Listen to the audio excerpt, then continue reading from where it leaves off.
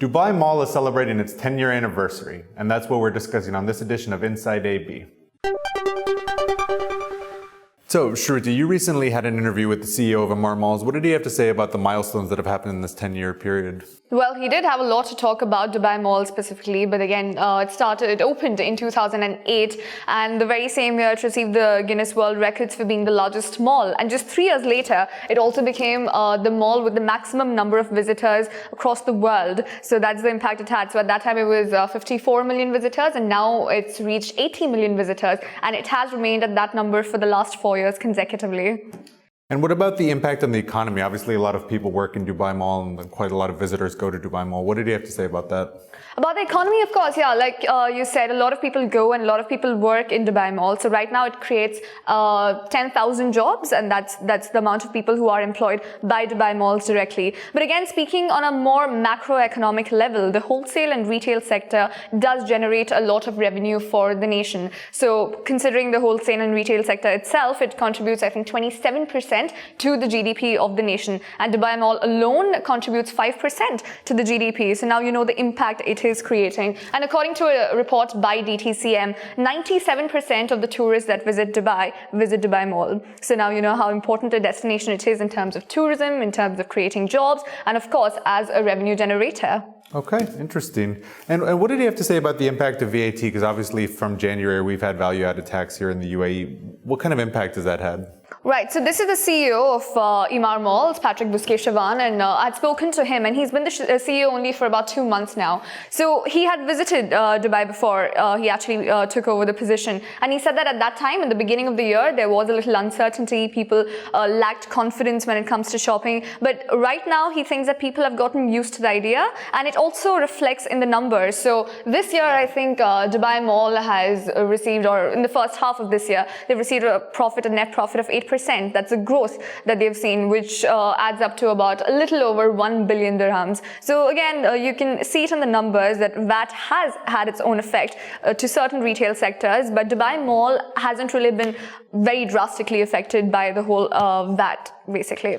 Interesting. And, you know, across the UAE, there's been a big push towards e-commerce recently. What did he have to say about that, about e-commerce and digital transformation? I think a lot of different organizations are going through that at the moment. Right. So, Bernd, when I was listening to Patrick and he had given a presentation for the 10 years, right? So he told me about how it is an experience-centric mall, and they don't want it just to be a mall where people come, buy stuff and go. They want people to spend time there. So I just thought that it might be conflicting, but he told me about this word, phygital. Do you know what that is? No, what does that mean? So phygital is a term that is being used in Dubai a lot right now, and that is when digital transformation is being amalgamated into physical and digital. Basically, all retail transactions and retail industry is moving towards a whole phygital environment and atmosphere. So that is what is happening here. So now, we're talking about 10 years of Dubai Mall, but e-commerce itself in the last 10 years has grown by 1,500%. That's the growth it has seen. So although with regards to the whole retail sales, it only contributes 2%,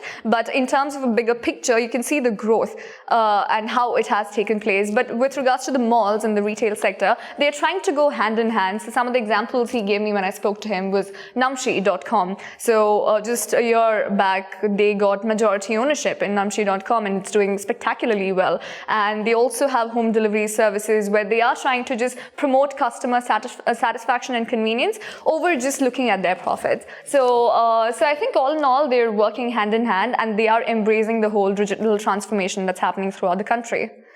And last question, but I mean, now that we've passed this milestone, what's coming? What's in the future? Well, there's a lot coming. So if you want to know whatever is happening for the 10-year anniversary celebrations, you just have to go to arabianbusiness.com, because we've got a whole range of activities. And one of the activities, or one of the prizes that they're giving away, is actually Emaar Properties. So they're giving away houses as well. So you can just get all the details on our website. But apart from that, one major problem that people really complain of in most of the malls in Dubai is the parking, right? So now they are introducing a parking again, coming back to e-commerce and the digital transformation. information about how they're embracing it. So now there's going to be a new parking app through which you can reserve, you can navigate, you can even find the cars that you've lost. Basically, if you can't find your car, you can just use the app and use it to basically find your car. And in a few years, in the very near future, there are going to be 5,000 new parking slots available as well. So this is with regards to the mall, but I think in the whole general retail sector, there are a lot of changes happening and transformations happening. So some of the emerging trends that we've noticed as Arabian business through the stories that we've done is, of course, malls are trying to be more experience-based, where it's not just the shopping outlets, but it's everything. We have the restaurants, we have the amusement parks,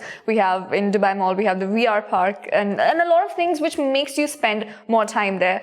And a lot of malls also going green. For example, the Mall of the Emirates is moving towards solar panels. So they've already got their solar panels installed. So another thing that I've noticed is they're attracting a lot of local shops and SMEs, and they're trying to support SMEs within the malls itself. So local sellers are being, and local brands are being promoted essentially in the malls.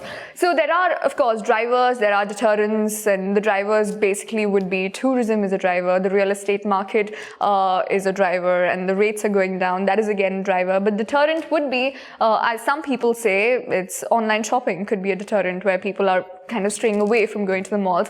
But yeah, all in all, I think the future of malls is going well, and on the 10th anniversary, you can see that it's all happy for Dubai Malls, and everybody in Emaar Malls are very, very satisfied with their performance economically and how much they've contributed towards the economy of the nation as well. Thank you, Sruthi. That was very interesting.